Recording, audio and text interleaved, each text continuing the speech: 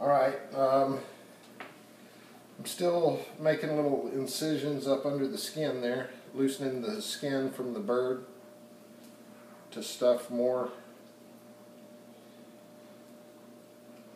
butter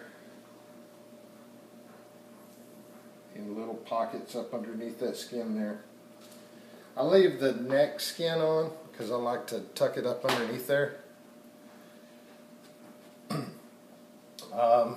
That dark meat stays pretty moist, so I'm just kind of mostly putting this butter up here on the breast and then all the way up inside there. And then I'm going to take I got some onion already chopped up, stuff up in there.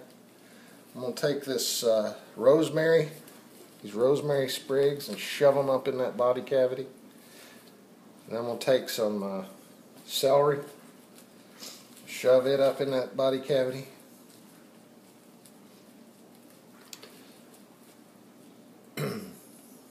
Shove it up in there,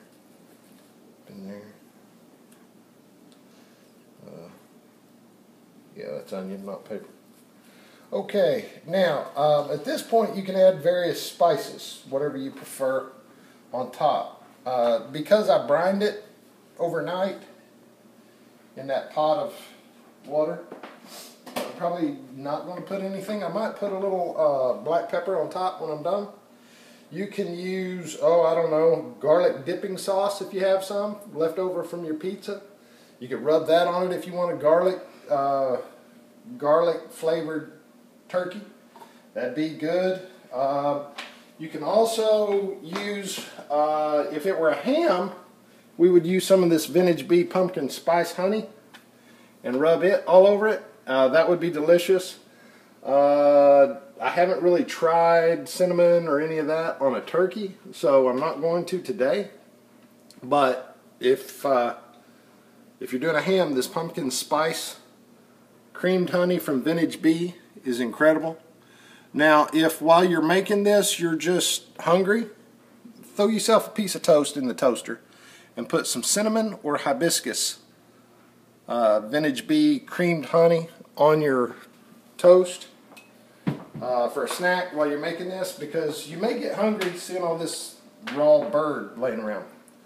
Now, to cover your bird, I take this wax paper. I'm just going to roll up my blanket like that.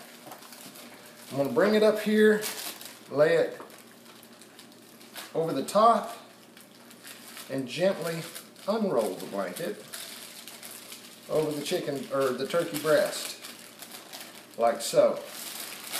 And then discard that wax paper and kind of stretch your blanket out a little bit. Now remember, you got all that butter and stuff up underneath there. You want to try to get a little bit of that blanket stretched out over the legs. Then tuck these wings. I like to tuck them up underneath the bird like he's laying on his back at the beach suntanning. Got his hands back behind his head. If I can get him up under there, he's resting and relaxing. And you don't have to worry about it because it doesn't really hurt the bird. He's been dead for some time. In case you can't tell, he's got no head or no guts. So he's dead. It ain't going to hurt him. Then you can take some twine and tie the legs together if you want to. It's up to you. I think a good slip knot works well. Or you can just kind of take that and cross it over. Now, an important side note here, when it comes time to actually consume the bird, make sure you take the wrapper off or the twine off, because it will not taste good.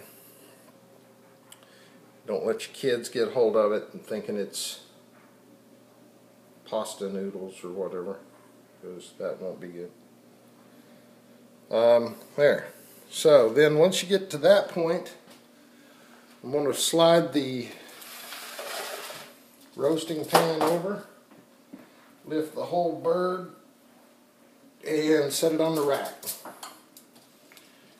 It works better if you can get the whole bird into the rack without hanging over the edge. There you go.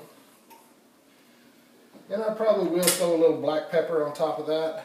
I don't need any more salt. I'll let my wife salt her piece individually. She tends to like more salt than I do. But that's awesome. So I'll take a little black pepper, because I like a little black pepper. In that brine mixture, I put some brown sugar, some black pepper, some a little bit of liquid smoke, a little Texas Pete, a little garlic, poultry seasoning, sage, you know, a bunch of stuff into it. Stuff that, basically whatever you like on your bird, whatever flavor you like. This is really good at this point. If you were to smoke it, would be really good.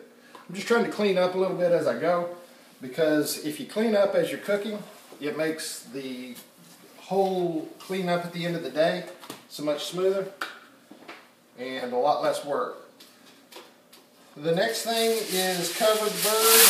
I like to take the aluminum foil. This is kind of thin foil, so I'm going to double it to thicken it up a little bit. I'm going to use 2 sheets thick. Give it a little more strength, a little more staying power. Then we'll take those 2 doubled up, flip it over,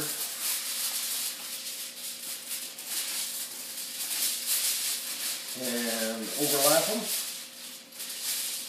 just a little bit like that. And then I'm going to make a tent. And put all 4 sheets on top of each other, and then fold the edge together like that. Now the neat thing about this is just a couple of folds like that. Get that seam nice and tight. It ain't got to be perfect. We're not building a piano. Just make that nice and tight in that seam. Then you can unfold it, and it makes a larger sheet that you can then place over the bird.